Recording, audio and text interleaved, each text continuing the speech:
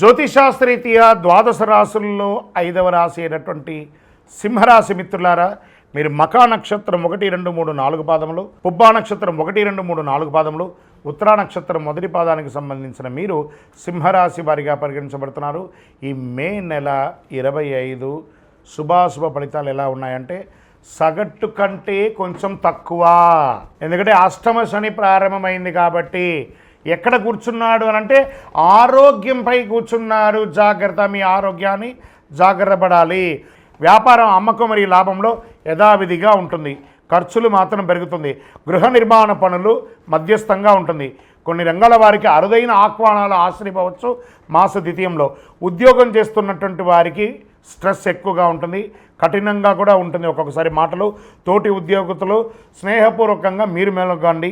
స్నేహితులతో సహాయం పొందుతారు. సోదరుల సోదరీమణుల సహాయం పొందుతారు.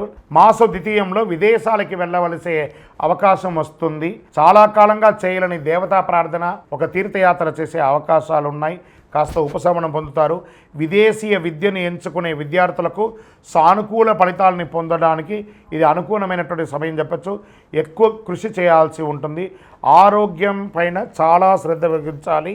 ఒకసారి మాస్టర్ చెకప్ చేసుకోండి. అవసరమైతే శస్త్రచికిత్స కూడా జరిగే అవకాశం మే నెలలో సింహరాశి వారికి ఉంది. ఎదురు చూడని శుభవార్త ఒకటి వింటారు. మాస ద్వితీయంలో బంగారు ఆభరణాలు, విలువైనటువంటి వస్తువులను జాగ్రత్త పెట్టుకోండి. మీరు ప్రయాణం చేసేటప్పుడు ఏది మిస్ అవ్వకుండా, వాహనం నడిపేటప్పుడు జాగ్రత్తగా ఉండండి. రాజకీయ నాయకులకి మిశ్రమం.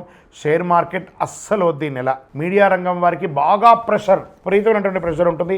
ఐటీ రంగం వారికి కొంతమందికి ఉద్యోగాలు రావడానికి లేట్ అవ్వచ్చు, లేదా కొంతమందికి ఉద్యోగాలు తొలగే అవకాశాలు ఉన్నాయి, లేదా కొంతమందికి ఉద్యోగంలో ఏమి చెయ్యాలో తోచని ఒక స్థితి కూడా ఉంటుంది.